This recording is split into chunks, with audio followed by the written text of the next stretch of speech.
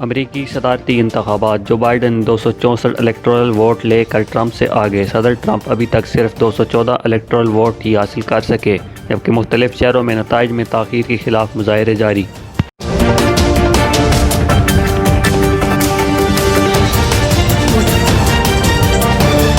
امریکہ میں صدارتی انتخابات، ہنگامہ اور خانہ جنگی کا خطرہ۔ ٹرمپ ووٹروں کی تعداد 7 کروڑ سے زیادہ ہے، جن میں سے بیشتر تشدد پسند ہیں۔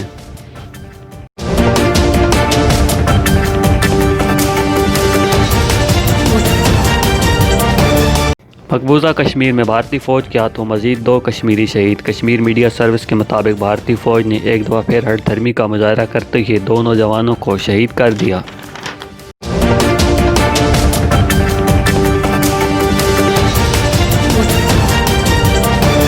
دنیا بھر میں کورونا کیسز میں اضافہ، اٹلی میں کرفیو نافذ کر دیا گیا۔ یہ فیصلہ ملک میں روزانہ کی بنیاد پر 30 سے 35 ہزار کورونا کے نئے کیسز سامنے آنے پر وبا کو پھیلنے سے روکنے کے لیے کیا گیا۔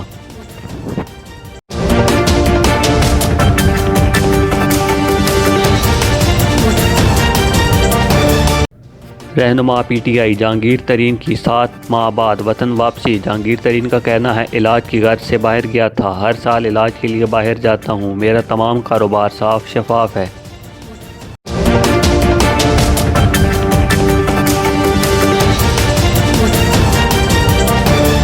ٹیکنالوجی کا نیا سنگ میل عبور، پہلی 5G کال کا مرحلہ طے۔ وفاقی وزیر برائے آئی ٹی ٹیلی کام سید امین الحق نے دارالحکومت اسلام آباد میں زونگ کے ہیڈ آفس میں منعقد ہونے والی تقریب میں 5G کال پر چین کے شہر بیجنگ میں کمپنی کے نمائندے سے بات کی۔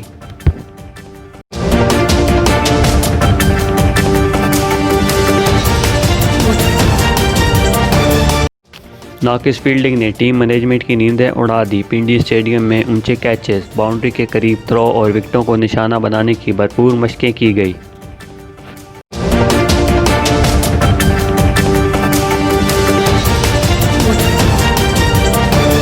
شاداب خان زمبابوے کے خلاف پہلے T20 میں شرکت نہیں کریں گے۔ پاکستان کرکٹ بورڈ کی جانب سے قومی ٹیم کے leg spinner Shadab Khan injury کے باعث ایک روزہ سیریز کے لیے دستیاب نہیں تھے۔